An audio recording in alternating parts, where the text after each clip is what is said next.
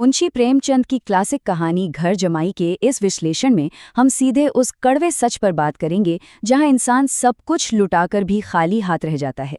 इस कहानी की गहराई में उतरने से पहले एक बहुत ही चुभने वाला सवाल हमारे सामने आता है, जो सीधे सीधे आत्मसमर्पण की कीमत से जुड़ा है। जरा सोचिए, एक इंसान जिस घर को अपना सब कुछ दे देता है, अपनी सारी उम्र, अपनी पाई पाई सौंप देता है, उसी घर में उसके साथ एक आवारा कुत्ते जैसा बर्ताव क्यों होने लगता है? ये कोई मामूली सवाल नहीं है। ये हमें सीधा हरिधन की उस दुर्दशा के बीच ले जाता है जहां स्नेह और प्यार की हताश तलाश में एक इंसान अपना पूरा आत्मसम्मान खो बैठता है। इस कहानी की शुरुआत ही हरिधन के सबसे बुरे दौर से होती है। ससुराल में उसका जो अपमान हो रहा है, उसे देखकर किसी का भी दिल पसीज जाए। आप जरा इस मंजर की कल्पना कीजिए। जेठ की चिलचिलाती दोपहरी है। हरिधन गन्ने के खेत में पागलों की तरह काम करके शारीरिक रूप से पूरी तरह टूट चुका है। घर के अंदर से खाना बनने की छन छन आवाज आ रही है। उसके दोनों साले आराम से घर के अंदर चले जाते हैं, लेकिन बेचारा हरिधन, वो थका हारा बाहर ही बैठा रह जाता है। इतनी हड्डी तोड़ मेहनत के बाद भी वो बिल्कुल अकेला है। पिछले 1 महीने से उसके साथ जो सुलूक हो रहा था ना, उसने मानो उसके पैरों में जंजीरें सी डाल दी थीं। हद तो तब हो जाती है जब उसकी पत्नी गुमानी उससे कुएं से पानी निकलवाती है और पानी लेकर चुपचाप अंदर चली जाती है।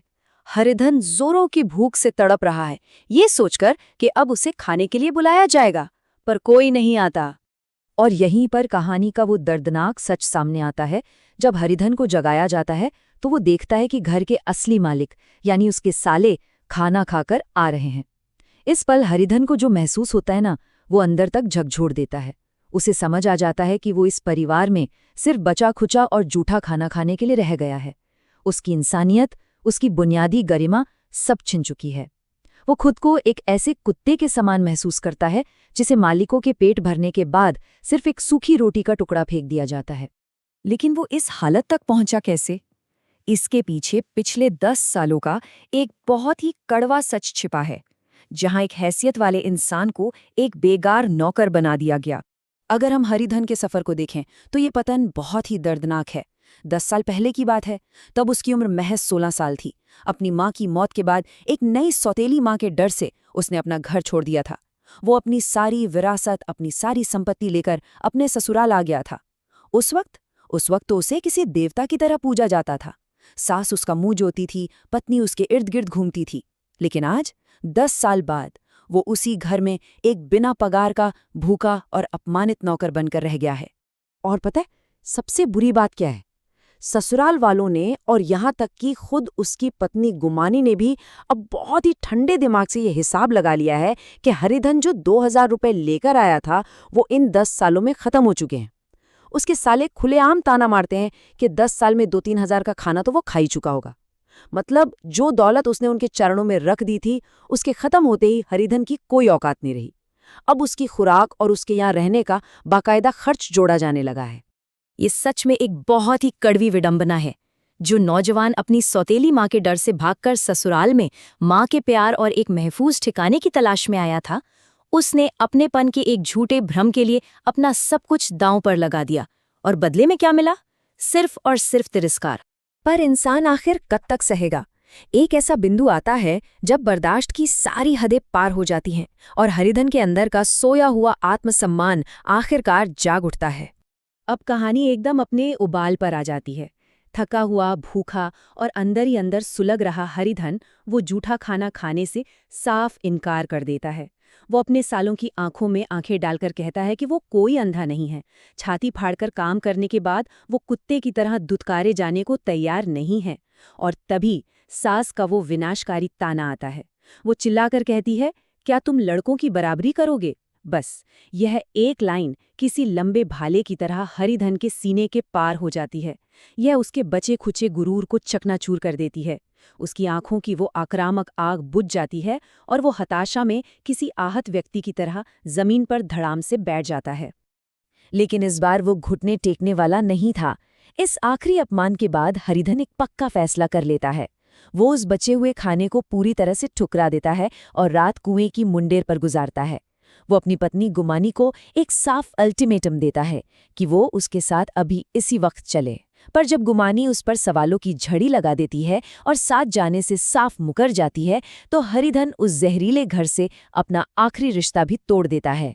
बिना एक बार भी पीछे मुड़े वो रात के उस घने अंधेरे में निकल पड़ता है। और यहीं से शुरू होती है उसकी वापसी की यात्रा, अपने उस गांव की ओर वापसी जिसकी मिट्टी उसे वापस बुला रही थी। उस घुटन भरे ससुराल से बाहर कदम रखते ही मानो हरिधन के पैरों में पंख लग जाते हैं।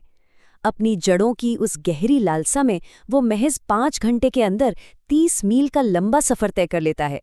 जब वो अपने गांव की उन पुरानी अमराइयों यानी आम के बगीचों के पास पहुंचता है तो उसका दिल खुशी से बल्लियों उछलने लगता है।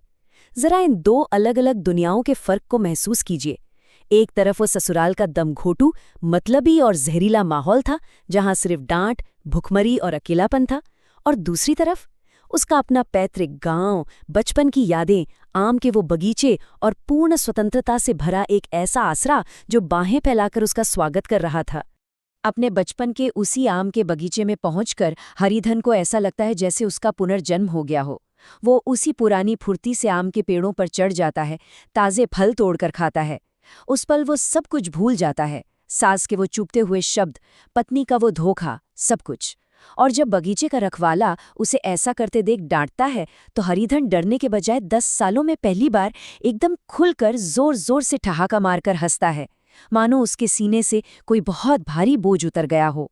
वो अपनी मिट्टी और उस खुले आसमान से एक बार फिर जुड़ जाता है। और वो रखवाला कौन निकलता है? उसका बचपन का जिगरी दोस्त मंगरू। दोनों सखा दौड़कर एक दूसरे के गले लग जाते हैं। मंगरू उसे बड़े प्यार से समझाता है कि भाई, जिस नई सौतेली माँ से तू इतना डरता था ना, वो असल में बहुत ही सीधी और दयालु इंसान है। वो हरिधन को यकीन दिलाता है कि उसे अपने ही घर लौटकर अपनी असली गृहस्थी संभालनी चाहिए। मंगरू की बात मानकर जब वो आगे बढ़ता है तो उसे एहसास होता है कि अपना घर और अपनी जमीन ही दुनिया का सबसे सच्चा आश्रय होता है। और उसकी ये लंबी भावनात्मक यात्रा अपने सबसे खूबसूरत मुकाम पर तब पहुंचती है जब वो आखिरकार अपने पुश्तैनी घर की दहलीज पार करता है। घर में कदम रखते ही उसे एक असीम शांति का एहसास होता है। ये साबित हो जाता है कि खून के रिश्ते और अपनी मिट्टी ही सबसे सुरक्षित ठिकाना है।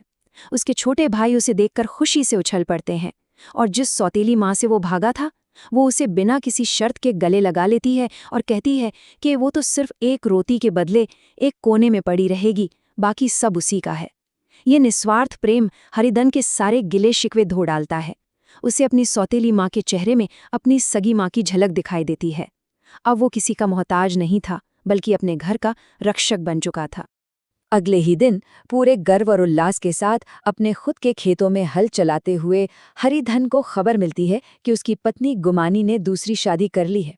ये सुनकर उसके मुंह से भारी राहत के शब्द निकलते हैं, मैं महावीर जी को लड्डू चढ़ाऊंगा। बस ये एक लाइन उसकी पूर्ण और अंतिम आज़ादी का ऐलान थी। अब उस पर कोई मानसिक बोझ, कोई जहरीला या अवांछित रिश्ता बाकी नहीं था। वो पूरी तरह आज़ाद था। तो इस पूरी कहानी की गहराई को समझने के बाद अंत में हमारे सामने एक बहुत ही गहरा सवाल रह जाता है। क्या कभी-कभी अपनेपन की तलाश में हम प्यार के एक झूठे भ्रम के लिए अपने ही आत्मसम्मान की बलि नहीं दे देते? हरिधन की ये कहानी हमें एक बहुत बड़ी सीख देती है। सच्चा अपनापन और असली घर वही है जो कभी इंसान से उसके सम्मान का सौदा नहीं करता। और जब सम्मान ही छिन जाए तो अपनी जड़ों की ओर लौट आना ही सबसे बड़ी मुक्ति है ना? सोचने वाली बात।